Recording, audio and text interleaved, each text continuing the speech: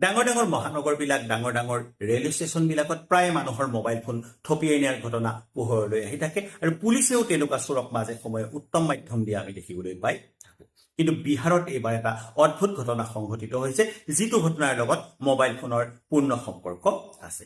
বিহাৰৰ ডুমৰাও অঞ্চলত 13 ঘণ্টা ধৰি মানুহৰ মোবাইলত নেটৱৰ্ক নাছিল আৰু লগে লগে গ্ৰাহকসকলে গৈ নেটৱৰ্ক প্ৰভাইডাৰ কোম্পানীবিলাকৰ ওচৰত কমপ্লেইন কৰিছিল। নেটৱৰ্ক প্ৰভাইডাৰৰ মানুহ যেতিয়া আহি সেই নিৰ্দিষ্ট টাৱাৰটোৰ ওচৰত উপস্থিত হৈছিলহি, তেতিয়া তেওঁলোক আচৰিত হৈছিল, সেই ঠাইত মোবাইলৰ যিটো টাৱাৰ থাকিবলগীয়া আছিল সেই টাৱাৰটোৱেই নাই।